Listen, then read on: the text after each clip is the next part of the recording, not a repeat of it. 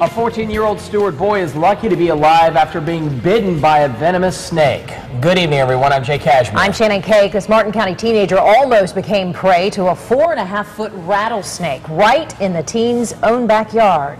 The snake, which is one of North America's most poisonous, bit the boy on the leg.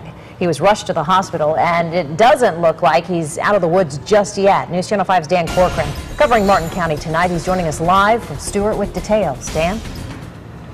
Well, Shannon and Jay, this did not just scare the teen victim, but also his friends and his family and his neighbors at his Stuart apartment complex. If you take a look behind me, you can actually see those apartments there in the distance. And between where I am and those apartments, plenty of brush and plenty of places for a snake to be hiding. When I first looked at it, it just had what looked like 2 small bites. Didn't really look that serious. But for Allie Laster's 14-year-old son, Andrew, it was very serious. A half hour playing in the family's Stuart backyard Wednesday evening, and Andrew found himself in big trouble. Well, it could have happened to any of the kids. But it happened to Andrew. He didn't know it, but in the tall grass near his yard was a 4.5-foot eastern diamondback rattlesnake like this, one of the most poisonous snakes in North America.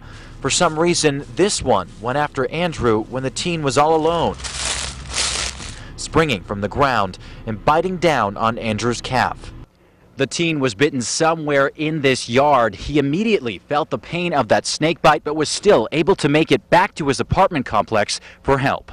Inside was Andrew's mother, who called a friend who told her to get Andrew to the hospital. She did, to Martin Memorial Hospital South. And then he was transported to Palms West Medical Center in Loxahatchee. But time was ticking away. Doctors had him airlifted from Palm Beach County to Miami Children's Hospital, home to the area's most extensive supply of anti-venom treatments. He's been receiving a special IV drip for hours, with hopes of clearing his body of the venom. He went outside to play. I think he was out there for maybe about 30 minutes. 30 minutes that neither Andrew nor his mother will ever forget. I really would not want to be in her shoes. She's had a lot to deal with. And since last night, we're told that Andrew has been receiving that special treatment down in Miami. Experts say the next 12 hours for Andrew, very, very important, but they say he still can make a full recovery.